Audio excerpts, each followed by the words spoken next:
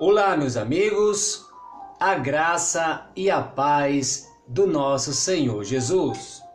Sou Otoniel Silva e estamos em mais um Minutos de Graça. A partir de agora, nós estaremos meditando em 2 Tessalonicenses, capítulo 3.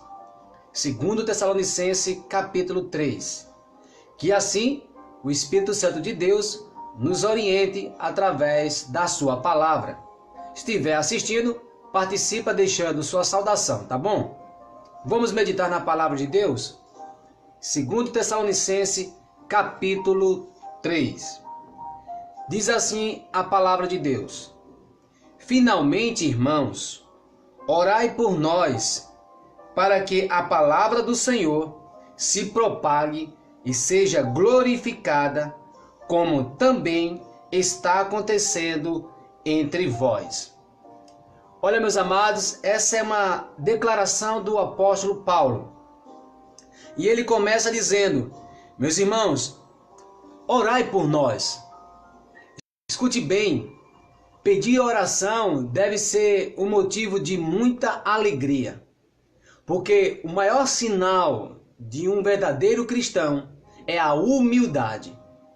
Paulo, mesmo sendo um apóstolo de Cristo, Paulo sendo uma referência para a igreja, ele sabe que precisa de oração. Ele sabe que necessita de oração. Então, qualquer líder ou qualquer cristão tem que ser humilde o suficiente para desejar orações dos irmãos. E é aqui que está a questão para nossos dias, é que nós, como os cristãos, não devemos nos deixar levar pelo orgulho e acharmos que somos superiores que alguém. Então, na vida cristã, ela é feita de humildade. Então, peça oração sempre que desejar. Peça oração sempre que precisar. Às vezes você está passando por um momento tão difícil na vida, às vezes você está passando por um momento tão complicado na vida e se esquece que a oração, ela tem força, a oração ela tem poder.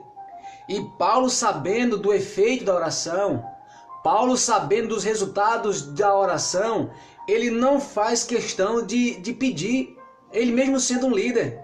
Entenda, não importa o grau de espiritualidade que você tenha, o pedido de oração tem que ser sempre. Então, orem um pelos outros e que nós, como cristãos, nunca venhamos nos deixar levar por um sentimento de orgulho e achar que não precisamos de oração de ninguém. Paulo revela à igreja: eu preciso de oração. E vocês orem por mim. Então, gente, vamos sempre acreditar que nas orações Deus do céu ouve e que responde conforme a sua vontade. E é aqui que eu quero refletir com você. Depois, ele coloca prioridades na sua oração. Então, vamos pedir oração porque precisamos de oração. Mas vamos colocar prioridades na nossa oração. Primeiro, ele ora para que a palavra do Senhor se propague e seja glorificada, como também está acontecendo entre vós. Paulo, ele diz que a palavra de Deus está sendo glorificada entre os tessalônicos. E assim é o desejo de Paulo, que essa palavra, o evangelho, também vá a outros. O desejo de Paulo é que a palavra também alcance outras almas, outros corações, aflitos, necessitados, e que eles também experimentem essa alegria, essa paz na alma pelo evangelho. Então, a prioridade aqui parece que não é com ele.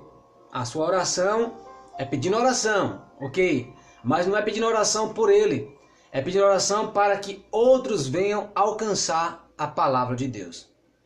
É porque, escute, quem foi alcançado por Cristo, que foi alcançado pela palavra, de fato ele experimenta uma alegria inacreditável. Quem foi alcançado por Cristo, quem foi alcançado por Jesus, experimenta em sua vida um gozo inexplicável. Então, bom é que outras pessoas também alcancem isso. Bom é que outras pessoas também sintam isso. E Paulo pede oração exatamente por isso.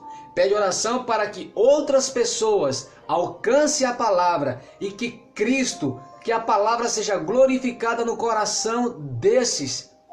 A oração de Paulo tem prioridade. E a primeira prioridade na sua oração, no seu pedido de oração, é que a palavra de Deus chegue até outros e seja glorificada. Quando a palavra de Deus é glorificada nos corações, é porque aqueles que ouviram a palavra não só deram ouvidos, mas também abriram o coração. Quando a palavra de Deus é glorificada no coração daqueles que ouvem, aquela pessoa não só ouviu a mensagem do Evangelho, mas creu no Evangelho e recebeu esse Evangelho como padrão de vida para a sua vida. Então, o desejo de Paulo é que as pessoas não só escutem a palavra, mas creiam na palavra, acreditem na palavra, acreditem na mensagem do Evangelho e se rendam ao Evangelho e que Cristo Jesus venha a ser glorificado, a palavra seja glorificada, a palavra, o verbo se fez carne e habitou entre nós. Quem é o verbo? Quem é a palavra? Jesus Cristo. Que ele seja glorificado nos corações. Esse era o desejo prioritário nas orações de Paulo. Mas veja também que nessa oração, nesse pedido de oração, ele inclui outras coisas. Verso 2. E para que sejamos livres dos homens perversos e maus, porque a fé não é de todos. Ora, Paulo agora coloca algo pessoal.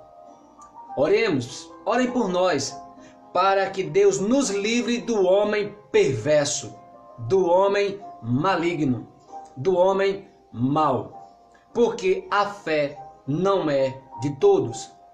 Paulo está dizendo que muitas pessoas andam nesse mundo e vão agir de má fé, vão agir de uma forma maldosa, não vai compreender a mensagem do Evangelho. E não só não vão conhecer e entender a mensagem do Evangelho, como vão interpretar de uma forma equivocada. Nós, ao levarmos a palavra do Evangelho, podemos ser interpretados de duas maneiras: que nós somos uma bênção ou que nós somos um perigo. E a reação pode ser diversa. Paulo, sabendo dessa reação pela recepção da palavra, pela recepção do Evangelho, Paulo ele pede orações para quê? Para que Deus nos livre dos homens perversos, daqueles que não vão compreender o Evangelho e que vão achar que nós somos uma ameaça para eles, que nós somos um perigo para eles. Porque existem pessoas que estão tão camufladas, tão cegas, estão com a mente cauterizadas com a coisa mundana, do mal, do maligno, que eles não compreenderão a mensagem do Evangelho. E aquilo que é bênção para a sua vida, eles vão achar que é um perigo, que é uma ameaça. Por isso Paulo pede oração e que Deus dê a ele livramento dos homens malignos, maus. Outra coisa que ele observa aqui é que ele diz que a fé não é de todos. Escute bem, a fé é um elemento dado por Deus. Deus concede a fé ao homem. E como isso acontece? Acontece pela sua palavra. A Escritura diz, porque a fé vem pelo ouvir, e o ouvir a palavra de Deus. Então, uma vez que o homem ouve a palavra de Deus, a mulher ouve a palavra de Deus, eles creem, então eles têm fé. Então, a palavra é de Deus, ela vem de Deus. Então, a fé é dada por Deus. E uma vez essa fé dada por Deus, ela gera a salvação. Efésios capítulo 2, verso 8 vai dizer: a salvação é pela graça, por meio da fé. Escute bem, então, Deus é que gera em nós a fé que salva. E é dessa fé que salva que Paulo está se referindo. E essa fé não é para todos. Não é todos que têm a fé salvífica. Porque alguns não vão receber a mensagem do Evangelho.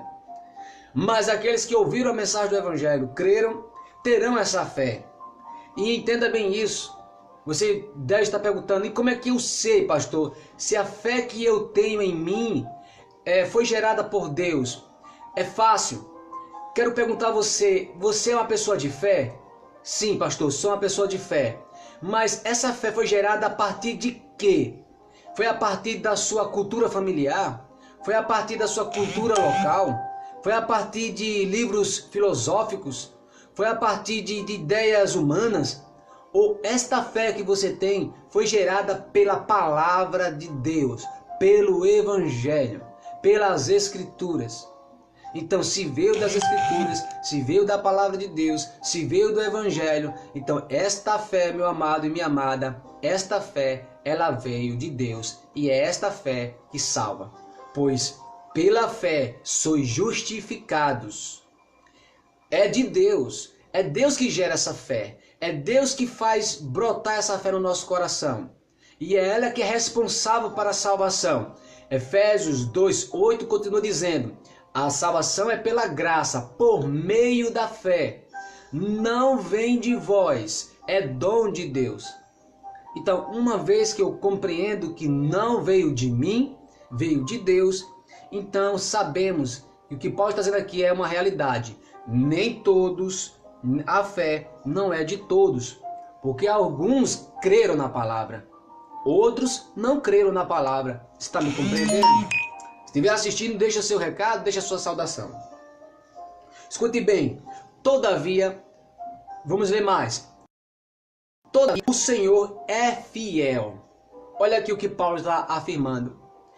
Olha, gente, todavia, não importa o que aconteça, não importa a circunstância, não importa o que está nos rodeando, não importa o que está acontecendo ao nosso redor, Deus, Ele é fiel. Deus, Ele é fiel. Todavia, não importa as circunstâncias, não importa o que esteja nos acontecendo, talvez você esteja passando por um momento de enfermidade, talvez você esteja passando por um momento de desemprego, talvez você esteja passando por um momento de problemas familiares, talvez você esteja passando por problemas conjugais, talvez você esteja passando por problemas financeiros. Todavia, o Senhor, Ele é fiel. Deus, Ele é fiel. Quando Paulo afirma isso, é para gerar esperança no coração dos irmãos. O intuito de Paulo de lembrar aos irmãos que Deus, Ele é fiel, é para que eles tenham esperança. Acreditem, porque não importa as circunstâncias, Deus, Ele é fiel, Deus está no controle de tudo, e se eu permanecer firme em Deus, confiante em Deus, eu verei o escape do Senhor. E é aqui que está o nosso desafio, nunca esquecer da fidelidade de Deus. E muitas vezes temos a tendência de esquecer de que Deus prometeu, e que se Ele prometeu, Ele não é homem para que minta, e nem filho do homem para que se arrependa, e assim Ele vai cumprir com toda a sua promessa. Por quê, gente? Porque o Senhor, Ele é fiel. Olha o que Paulo diz mais.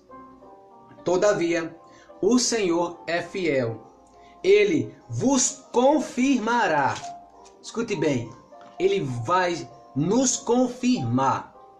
Nós não iremos ser desprezados. Nós não iremos ser abandonados nesse caminho. Paulo está dizendo: vocês foram chamados por Deus, a fé que vocês têm veio de Deus, então o próprio Deus é fiel, vos confirmará, vos levará firmes e sólidos. Ele vos confirmará e vos guardará. Gente, é muito importante tomar posse dessa palavra. Deus, Ele me chamou, Deus, Ele me escolheu, Deus, Ele me chamou para Cristo Jesus, e assim Ele vai me guardar. Olha, Ele vai te guardar de quê, afinal?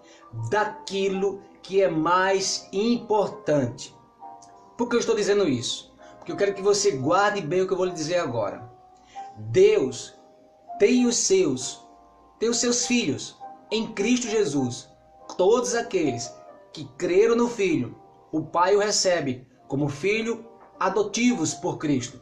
Então, Ele vai guardar, mas de que maneira? Ele vai guardar daquilo que é mais importante. Estou dizendo a você que é possível sim, Deus pode nos livrar de acidentes, mas nem todos serão livres de acidentes. Você está me compreendendo? Deus de fato nos protegerá, Deus nos dará livramentos, mas para alguns não vai ser possível. Deus pode nos livrar de doenças, sim, mas nem todos serão livres de doenças. Então, o que é esse guardará? Esse guardará aqui é daquilo mais importante. É daquilo que pode te conduzir na obscuridade, na escuridão, para as trevas. Então, existe uma artimanha do diabo, do maligno, de induzir os homens, as pessoas, às trevas, à escuridão. E conduzindo essas pessoas às trevas e à escuridão, elas serão condenadas para sempre. Então escute, é deste maligno que Deus quer nos guardar. E Ele vos guardará, olha o que Paulo diz, e vos guardará do maligno. Olha que coisa, que maligno? Satanás, do diabo, do mal, das tentações. Deus nos guardará, Deus nos dará força, Deus nos dará escape, Deus nos dará sabedoria, Deus nos dará inteligência, Deus nos fará lembrar das Escrituras, Deus nos fará lembrar do amor de Cristo para fugirmos da aparência do mal. E a igreja será guardada por Ele. Você está entendendo que o guardar aqui não é guardar de um problema físico? Porque, convenhamos, eu não sou melhor do que você, nem você nem melhor do que eu. Então tem pessoas aí que têm até mais fé do que nós, está passando por problemas de saúde. Então quem somos nós, diferente dele, para não termos problemas de saúde? Porque não é disso que a Bíblia está falando. A Bíblia está falando que Deus guardará os seus do maligno. Não permitirá que nenhum se perca. O Senhor Jesus deixou bem claro: Pai, todos aqueles que o Senhor me deu, jamais o lançarei fora. Aqueles que são de Deus, João vai declarar, aqueles que são de Deus, o maligno não toca. Louvado seja Deus.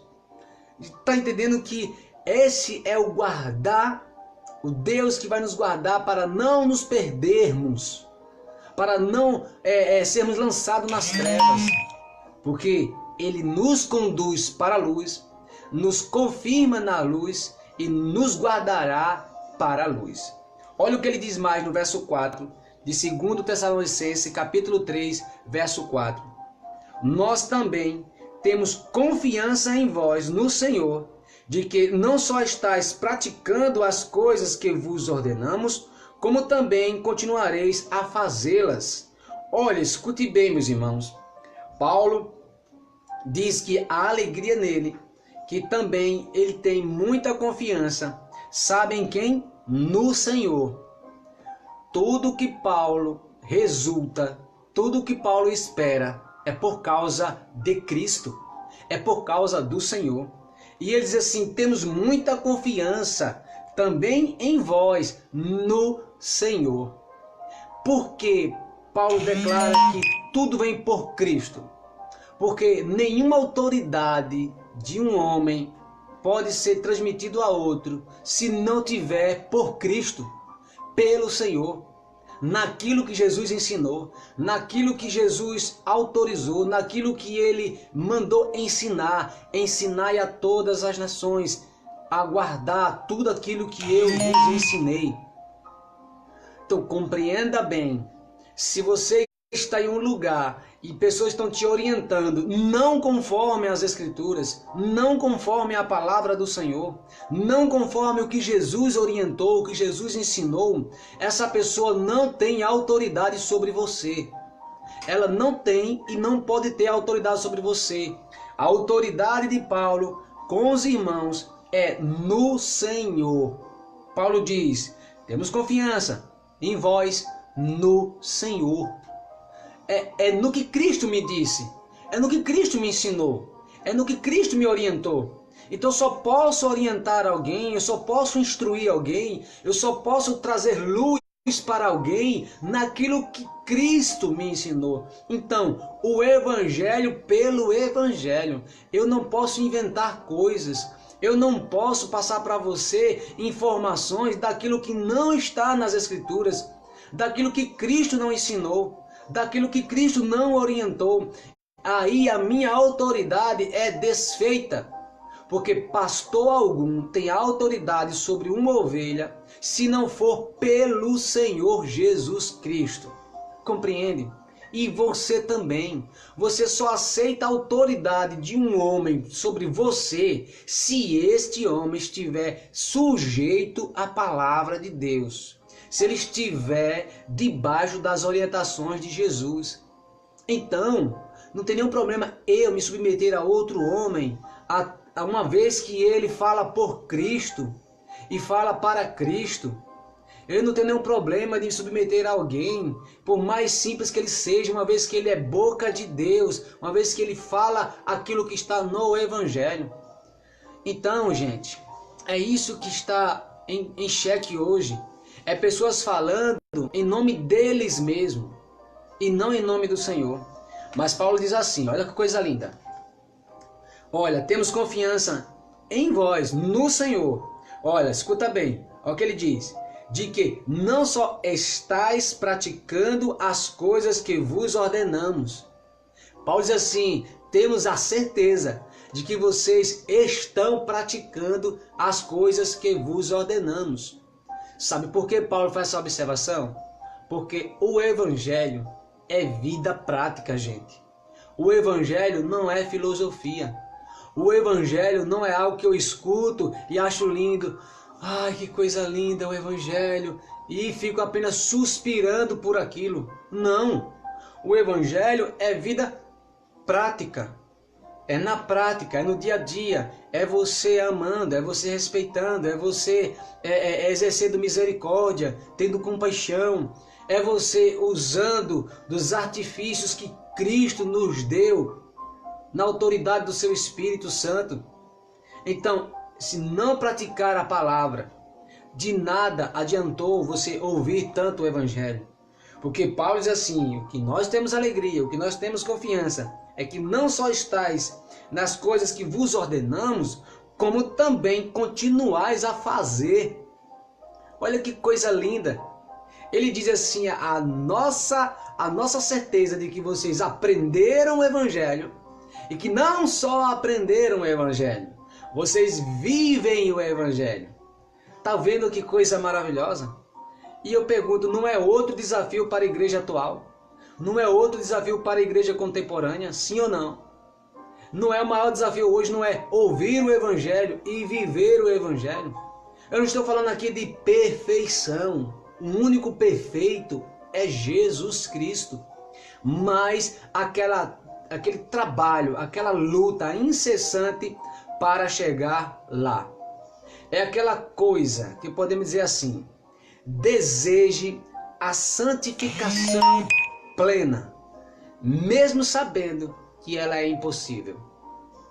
Mas deseje, porque quando acabar o desejo de ser santo, você para de praticar o Evangelho. Então, deseje a perfeição sempre, mesmo sabendo que será impossível.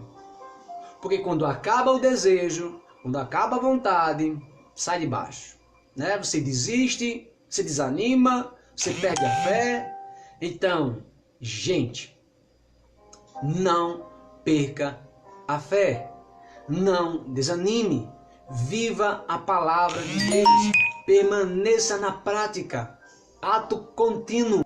Aí ele diz assim, ora, o Senhor conduza o vosso coração ao amor de Deus e à constância de Cristo. Escute bem, olha o que Paulo deseja.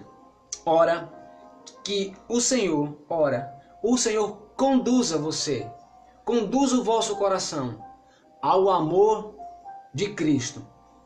Primeira coisa que Paulo deseja é que a igreja, que os irmãos, também é o meu desejo, que Deus, porque só Deus é que pode fazer isso. Pastor não pode fazer isso por você. Outro homem não pode fazer isso por você. Deus é que vai fazer isso por você. Conduza o seu coração ao amor de Cristo. Por que o amor de Cristo? É porque em Cristo Jesus está revelado o verdadeiro amor. É em Cristo Jesus que se revela o pleno amor de Deus para com os homens. Se queremos saber o quanto Deus nos ama, temos que olhar para Cristo. Se queremos entender o quanto Deus me amou, eu preciso olhar para a cruz do Calvário. Se eu quero entender o quanto Deus tem um apreço por mim, eu preciso olhar para a cruz do Calvário e saber que na cruz do Calvário, aquele amor, aquele sacrifício foi por mim, foi por você. Uma vez olhando para a cruz de Cristo, você descobrirá o grande amor de Deus. Que foi este, que Ele deu seu Filho único por todo aquele que nele crê, para que não pereça, mas tenha a vida eterna. Quando eu olho para Cristo, eu vejo o amor pleno de Deus.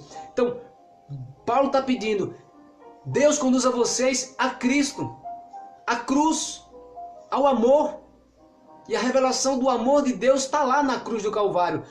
Nunca se esqueça, quando bater o desânimo, quando bater a tristeza, quando bater a desesperança, quando bater a insegurança, quando bater o medo, lembre da cruz, olhe para a cruz. Lá está o verdadeiro amor, lá está a verdadeira ação de Deus para conosco. E olhando para a cruz e lembrando da cruz, você vai trazer à tona a esperança, vai trazer novamente à sua mente o grande amor de Deus. Porque se Deus não poupou o seu único filho, não nos dará com ele todas as coisas? Então, se Deus é por nós, quem será contra nós? Está vendo que olhando para a cruz, colocando seus olhos para a cruz, você vai lembrar do amor, da esperança, da fidelidade, da promessa de Deus? Então, é isso que Paulo pede. E também ele diz, ao amor de Deus e à constância de Cristo, a perseverança, aquilo que é mais importante, ir até o final, sem negar a Cristo, sem negar a Jesus, sem negar a fé, sem negar os princípios cristãos, sem negar aquele que nos amou. Nunca negue a Jesus. Escute bem, hoje há uma grande facilidade de negar a Jesus. As pessoas estão negando a Jesus na primeira esquina. As pessoas estão negando a Jesus no primeiro conversa em rodinha entre amigos. As pessoas estão negando a Jesus quando estão se divertindo em um lazer. Negam a Jesus quando estão em sala de aula. Negam a Jesus quando estão no trabalho. Negam a Jesus às vezes quando está entre um ambiente familiar. E não, em lugar nenhum, temos que manter uma consistência. E assim como Jesus Cristo foi fiel até o fim, morrendo em morte de cruz, que eu e você jamais tenhamos medo, jamais percamos a fé, porque Deus nos conduzirá à consistência de Cristo. Você vai cumprir com sua missão. Deus te chamou, Deus te levantou. Para você que está assistindo, ou que vai assistir esta palavra agora, você não está assistindo por acaso. Deus te chamou para uma grande obra, uma obra do qual Cristo irá concretizar na tua vida, e Cristo fará na tua vida, e Deus será glorificado.